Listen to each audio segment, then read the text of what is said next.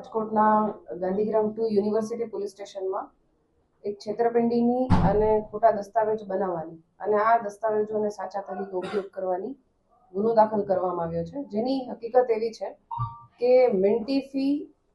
ફિન્સર્વ private limited કરીને finance company છે,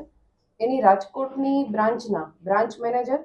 sales manager અને એની થર્ડ પાર્ટી ઇન્સ્પેક્શન માટે જેને કોન્ટ્રાક્ટ આપેલો છે એવી ફોર્મલિક એન્જિનિયર પ્રાઇવેટ લિમિટેડના અધિકારી, આ 3 અને સાથે સાથે 13 જેટલી પ્રાઇવેટ કંપનીઓ છે જેના ઓનર આ બધાએ મળી અને જે મશીનરી હોય અલગ અલગ કંપનીમાં એ મશીનરીના ખોટા બિલો બનાવી એને જે ફાઇનાન્સ કંપની છે એમાં રજૂ કરી અને એનું થર્ડ પાર્ટી ઇન્સ્પેક્શન કરાવી અને આ જે કંપની છે એના નામે આ 13 કંપનીઓના નામે અલગ અલગ જે એના ઓનર છે એના દ્વારા લોન પાસ કરાવવામાં આવેલી છે. આ લોકોએ એક ગુનાહિત કાવતરું રચી અને જે મિન્ટીફી ફિન્સર્વ પ્રાઇવેટ લિમિટેડ કંપની છે એને 4,13,31,517 જેટલી લોન પાસ કરાવી અને છેતરપિંડી આચર્યો છે, જેનો યુનિવર્સિટી પોલીસ સ્ટેશનમાં ગુનો દાખલ કરવામાં આવેલો છે અને આના ટોટલ અત્યાર સુધીમાં 8 આરોપીઓ પકડવામાં આવેલા છે. આ લોકો જ્યારે કોઈ પણ વ્યક્તિને લોન લેવાની હોય, સીસી પાસ કરાવવાની હોય ત્યારે જે તે કંપની છે એ નામની કંપની કોઈ છે એ કંપનીમાં એના ડોક્યુમેન્ટ્સ, એની જે મશીનરી હોય કંપનીના સ્થળ પર એ મશીનરીના બિલ્સ રજૂ કરવા પડતા હોય છે,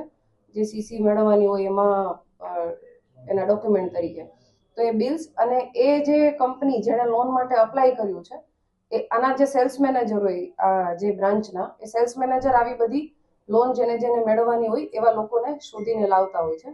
તો આ જે સેલ્સ મેનેજર છે એ આવી કંપનીઓ શોધીને લાવે અને એમાં જે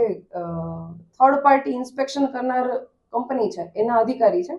અમિત ધરેજિયા કરીને. આ અમિત ધરેજિયા છે એ જે તે કંપનીની જગ્યાએ જઈ જેવી લોન એપ્લિકેશન થાય એના પછી એને થર્ડ પાર્ટી ઇન્સ્પેક્શન કરવાનું હોય છે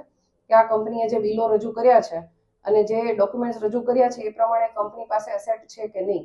તો આ અસેટ ચેક કરવાની જવાબદારી, એનું ઇન્સ્પેક્શન કરવાની જવાબદારી થર્ડ પાર્ટી જે ઇન્સ્પેક્શન કંપની છે એની હોય છે. આ થર્ડ પાર્ટીના અધિકારી એટલે કે અમિત ધરેજિયા છે એ જે તે જગ્યાએ જઈ અને ખોટું ઇન્સ્પેક્શન ફોર્મ ભરી આ પ્રકારની કાં તો મશીનરી ના હોય અથવા તો કોઈ અલગ જ પ્રકારની મશીનરી હોય, પરંતુ જે બિલ રજૂ કરેલા છે એ સાચા છે એવું ઇન્સ્પેક્શન ફોર્મ ભરી અને બેંકમાં જમા કરાવે અને ત્યારબાદ જે સેલ્સ મેનેજર છે અને મેનેજર એ મળી અને આની લોન સેન્કશન કરે